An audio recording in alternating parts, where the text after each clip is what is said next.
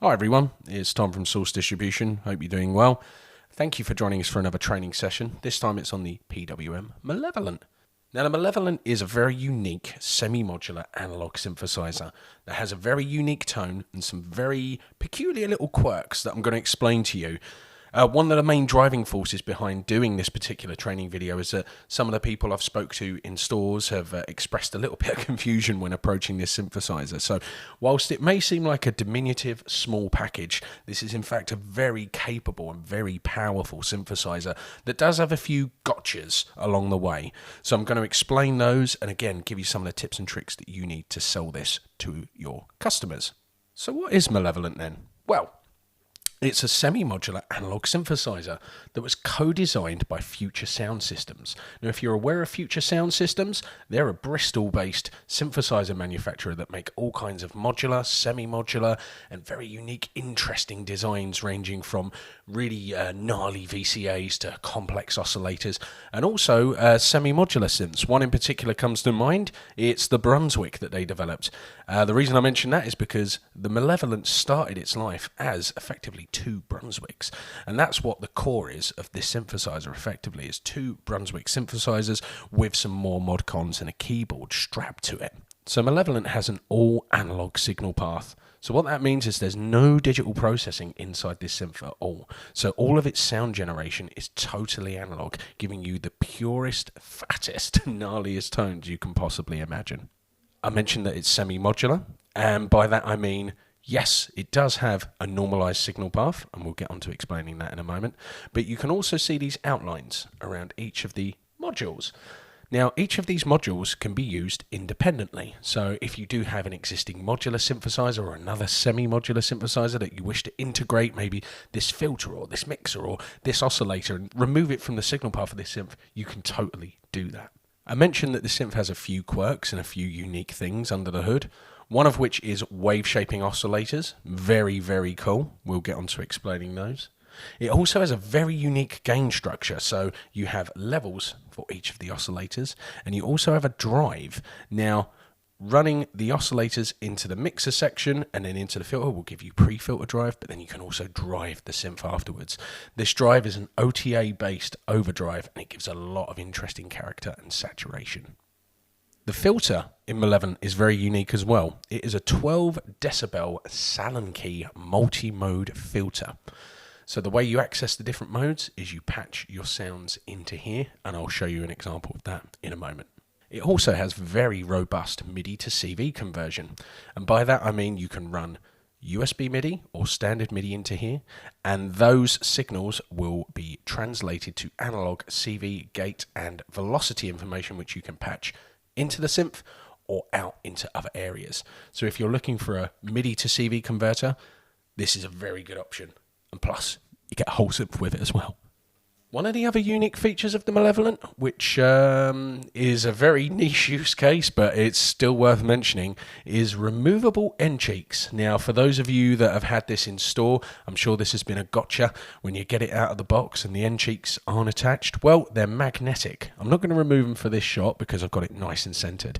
But the purpose of the magnetic end cheeks is it makes the synth exactly the depth, or the width rather, of a 19-inch rack drawer. So for those people that want to have this housed in a 19-inch rack drawer so they can hide it away in their studio, that's what you remove the end cheeks for. It's also worth noting that Malevolent can be USB powered as well. So if you're out and about and you've just got your laptop and a USB-C cable, you can run it straight in here and it will run off that bus power.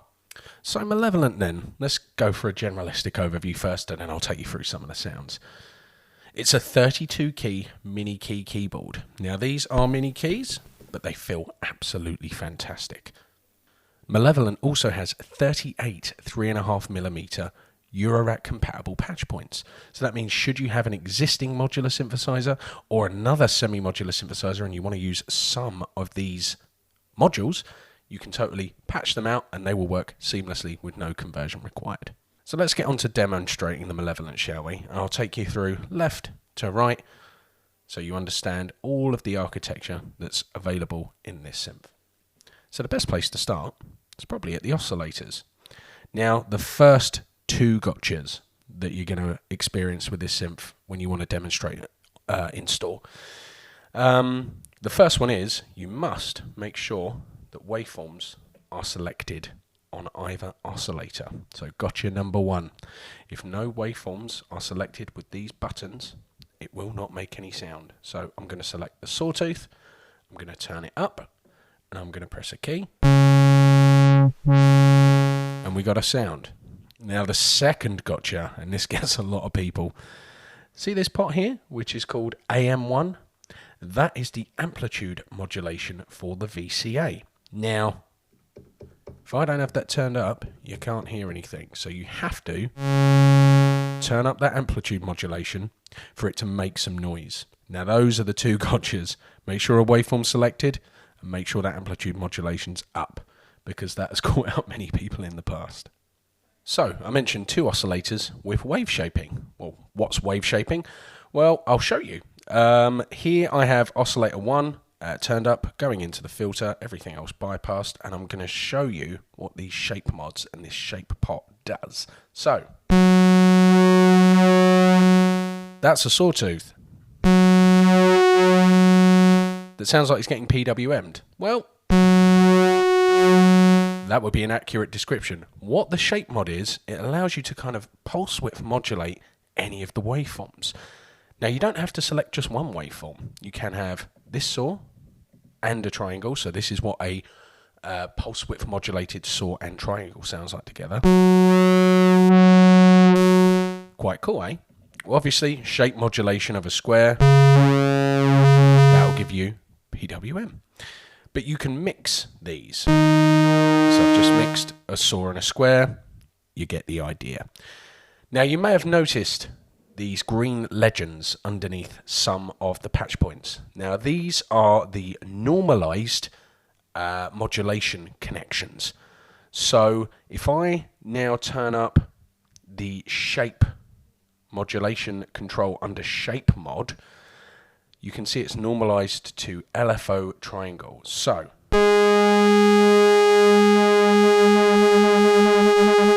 as I increase the depth of this LFO, that will start to increase in modulation. So these effectively become like attenuators for that modulation destination. So just imagine this triangle here is going to there, and there's a little pot in between that controls the depth. So these become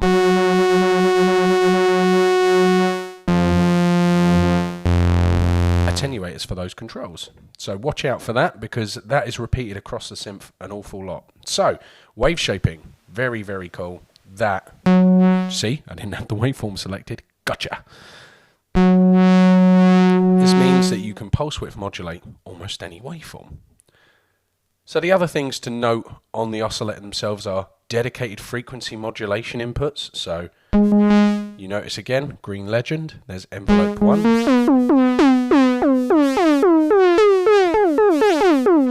as I change the depth of this, it's sending this envelope 1 to that, because it's the normalized connection.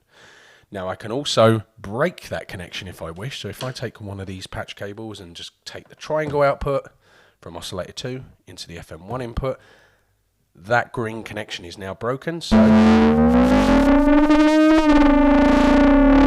that's VCO2 modulating that input there. So do watch out for that. But you do have another normalized control as well, which is the LFO triangle. So again, green legends means that it's normalized to that input. So you have two of these wave shaping oscillators.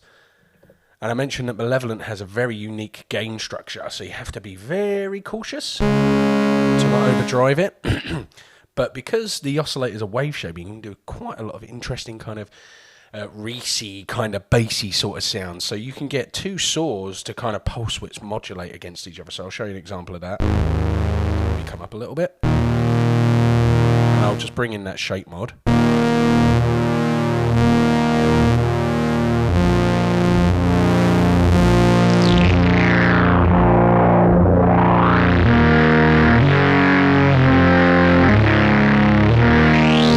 So yeah, you can get kind of things like that out of it.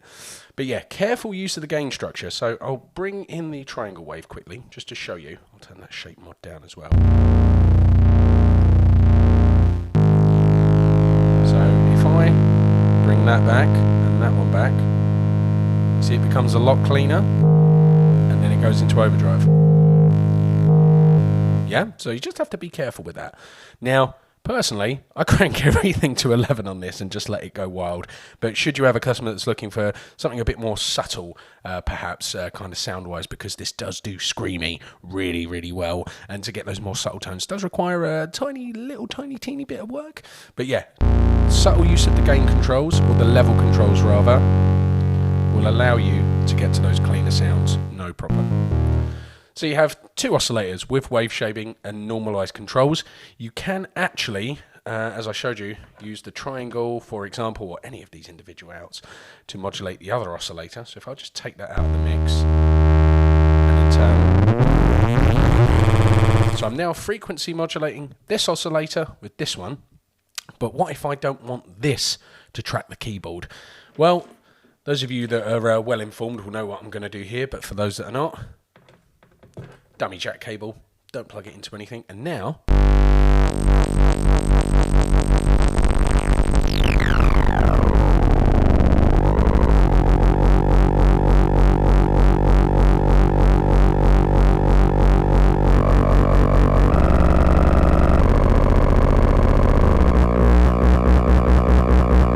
what I've done there is I've just basically locked this oscillator to whatever pitch is defined by the coarse tuning and the fine tuning. So if you do want it to track, again, remove the cable.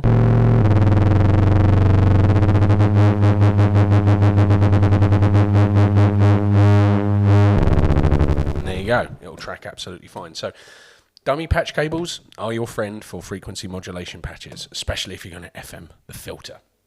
So I'll briefly touch on the mixer really quickly. So you've got 2 ins and 1 out. So you have a noise, if I just turn down this oscillator for a sec. So you have a noise.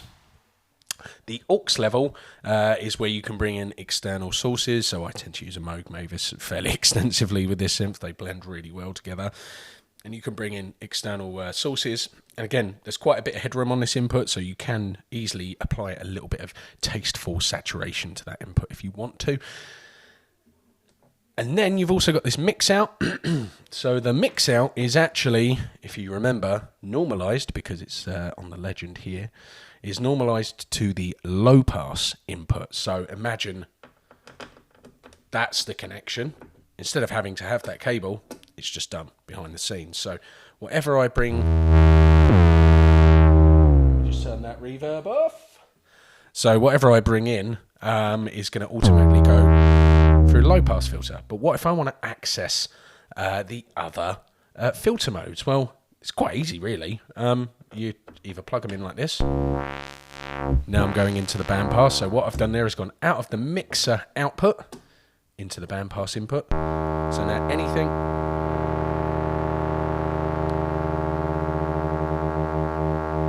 So it's just having a little tune up there. So anything that's now coming out of the mixer will go through the bandpass output, or will go through the bandpass filter rather. But you can do some interesting things here because you've got separate inputs. So if I want to run oscillator 2's sawtooth into the bandpass and oscillator 1's sawtooth into the low pass, well, you can totally do that. So now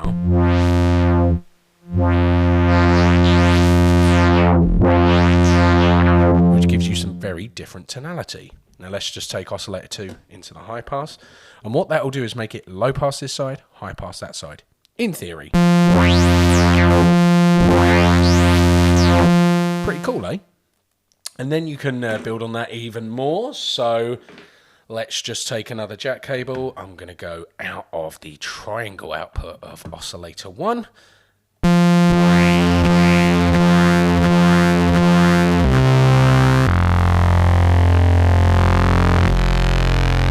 So as you can see, subtlety is not the name of the game with this synth.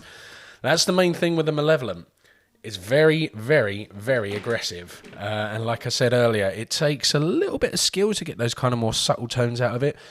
But if you've got a customer that just wants something absolutely filthy, then this is more than part of what they need. This is an absolutely fantastic sounding analog synth, and it has so much character to it. So we just explained the filter a little bit there, just to touch on that again, because I think it's very important that we do so. There are 3 modes. You patch into them individually, either from the mixer out or from the oscillator outs, as I just showed you. You have 2 normalized frequency modulation inputs. One of those is envelope 1, so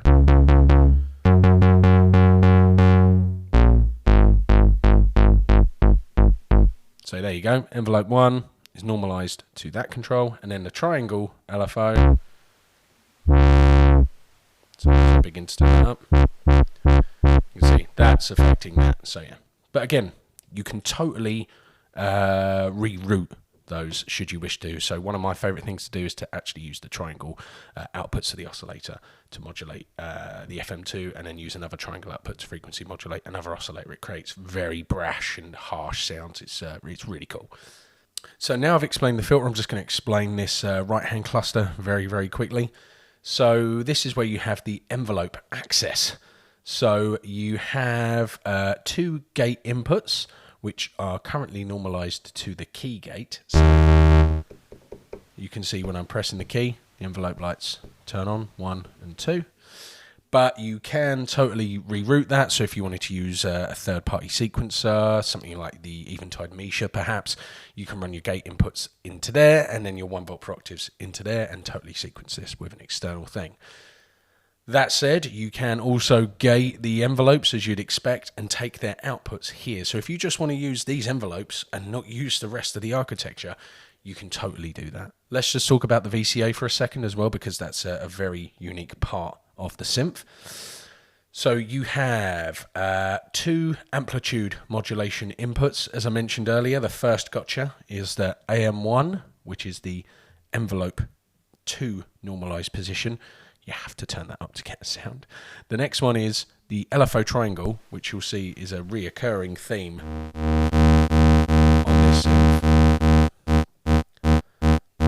So now I've turned that up. It's now just going to play in time with that LFO. Now you do have an opportunity to do some kind of ring mod tones here. So if I take something like a triangle again, you get the idea. So let's get rid of that. You may have noticed this lovely pot here called Drive. Oh my goodness, this is very much the secret sauce of this synth. So I mentioned that it has a very strong gain structure, a very powerful gain structure. I think rather than talking about it, I'm just going to show you. So let me turn you up. Check this out.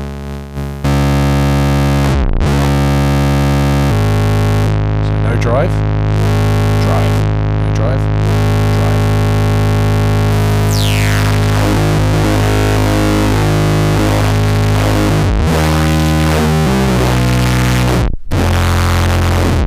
So yeah, it yeah, it does go some, doesn't it? So that drive is ridiculous.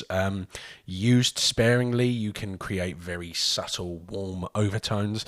Using it the way I use it, you can make it sound absolutely disgusting. In a good way, of course. You may have mentioned as well, and I didn't mention when we were talking about the filter, when I'm cranking the resonance, the bass isn't disappearing, and that's one of the cool things about a Salon key filter, is that unlike your kind of traditional Moog ladder, you don't lose any of those bass frequencies when you crank the resonance. So as such, you can get very, very snarly, screamy tones out of this thing and not lose any of your low end. But yeah, this drive,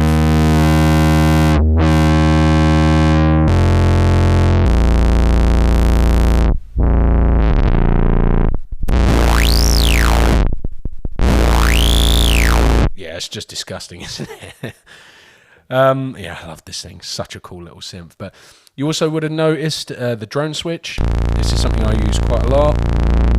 That basically just allows the synth to just play, and it'll drone the last note that you've played. So if I play that, and this just means that now I can start getting I can start getting stuck into patching it to make some interesting noises. So just out of shot, I've got the Arturia Mini Freak just doing some effects processing duties. So I'll just show you a little bit of what this can do.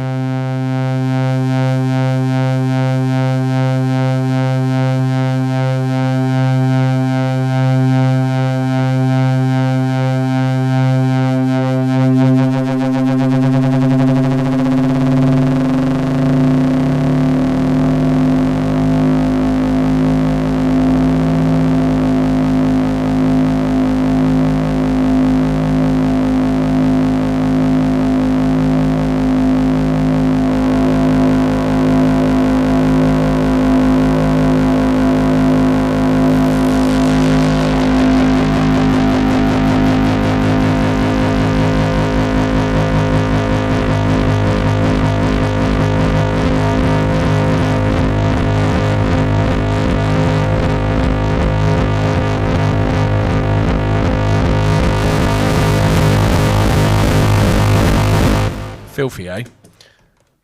So that's what the drone switch does. Drone switch, very, very useful, as its name implies. It lets it drone. Super cool.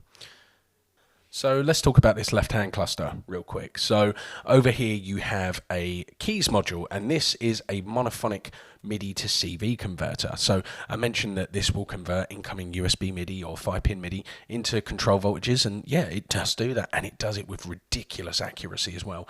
So to say that a good MIDI to CV converter is kind of 350 to 400 pounds anyway. The fact that this is a really good MIDI to CV converter and just so happens to have a gnarly synth strapped to it as well means it is ridiculously good value for money. So the MIDI to CV conversion is monophonic. You get a CV pitch output, you get a monophonic velocity output, and also a Eurorack compatible gate output. So you can totally use this to drive maybe older analog equipment that doesn't have MIDI capable or USB capable inputs for MIDI. So yeah, Malevolent can just be a kind of backseat passenger, just driving your other stuff if you want it to be. It's also worth noting that the arpeggiator rate gate and then the sync knob here will sync to external clock. It will sync to the incoming analog clock and the 5-pin MIDI or the USB. So this becomes like a time division based on that incoming clock. There's a single LFO here with two outputs. You have a triangle and a square output with a rate control. Now this rate is not like the ARP control. It does not sync to incoming clock, but there is a little bit of a workaround that you can do where you can run the square wave output of this synth into the clock input and then use this as your tempo. So then you have an ARP that is syncing to the LFO, and that means that you've got a tempo synced LFO in some regard. So let's talk about this left-hand control section, since there's an awful lot to cover here. This is where you get access to your arpeggiator, your vibrato LFO, and also your octave switching. So let's go through and explain this. So octave switching may be the easiest thing to explain here.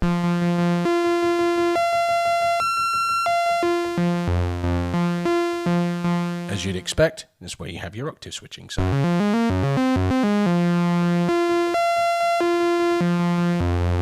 cool. So very, very simple. And then the ARP, you engage it by pressing it, and then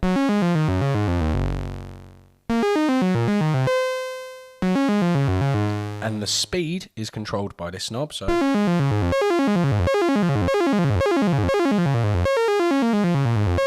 and if you want it to hold, you click the joystick down and you flick it down.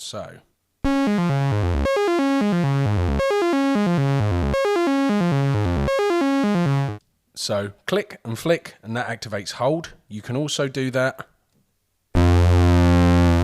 It's almost like activating the drone switch, but you don't have to activate the drone switch. Quite cool, huh? So that's how you activate the keyboard hold. So very handy for the arpeggiator. So I'm just going to engage the ARP again. Maybe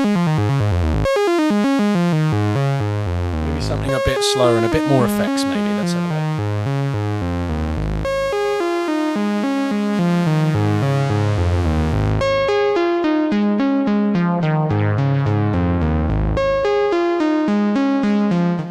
Pretty. So on the arpeggiator you have 6 different modes, and let me explain them very quickly. Full disclosure, I can't remember what all of them are in what order, but there are 6 of them, so let's have a look.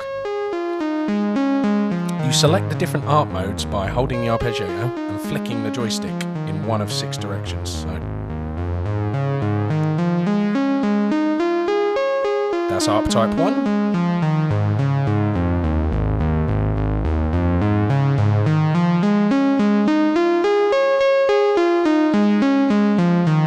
Type 2.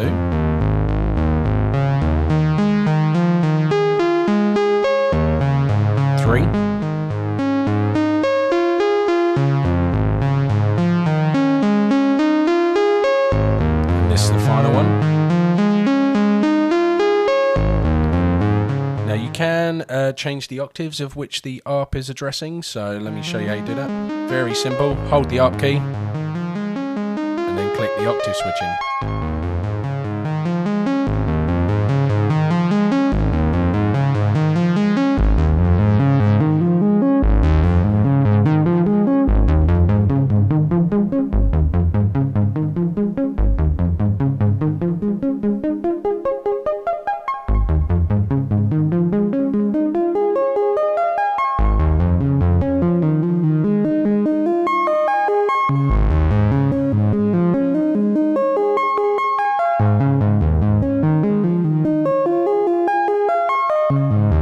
So yeah, really pretty. The ARP's really performative, and yeah, it's really easy to just kind of jam out nice little sounds on it.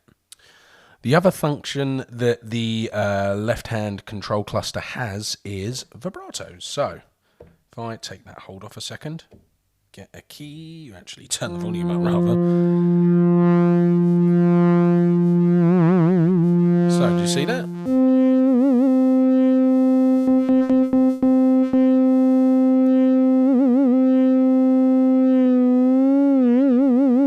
So how high you have the joystick defines how deep and how fast the vibrato is. So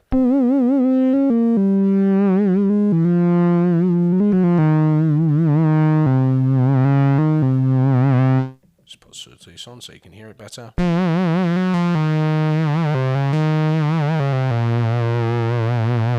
And if you want it to hold that amount of vibrato, you just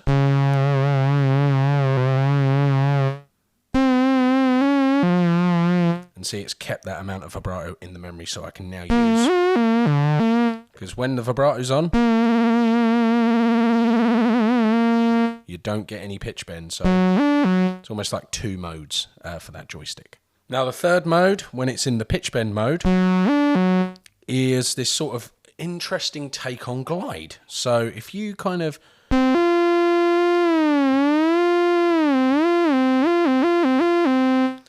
it's like glide time, but on a joystick. So if you go all hold 2 notes and go all the way up to the top on the joystick, it will take a long time to glide between those 2 notes. If you go up a tiny bit,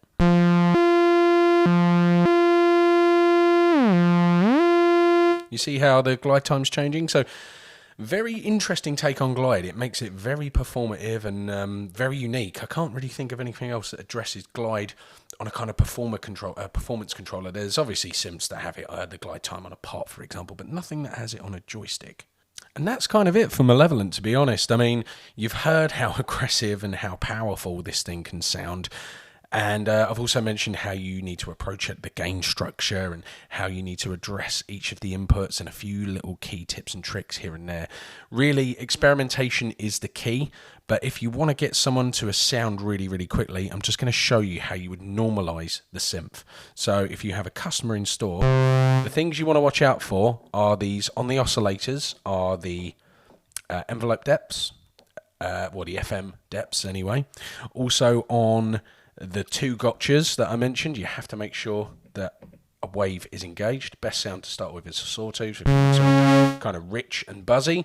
So you should be able to select a wave, turn down the frequency modulation pots, turn up the oscillators, open the filter, turn up the amplitude modulation amount, set the envelope to, as you see here, so with full decay and sustain, and 0 attack, 0 release. So it's just like an on switch. And you should hear a sound. Now you might need to tune the oscillators. you can do that by ear because there's no dent for the oscillators. It's very analog. So yeah, do watch out for that. But that's effectively how you get a normalized sound. So if you do have someone in the store that's playing with this and is kind of scratching their head a little bit, those are the things you need to do to set it up for them. The other thing I'd mention, just as a safety precaution, do not plug headphones into this output. This is a modular level output. So whilst it will drive headphones, it will also potentially blow up headphones. So do not use that output. There is a dedicated headphone out or even a dedicated line out around the back. So that's the PWM Malevolent in a nutshell. Do reach out to me if you've got any questions, and look forward to seeing you all soon.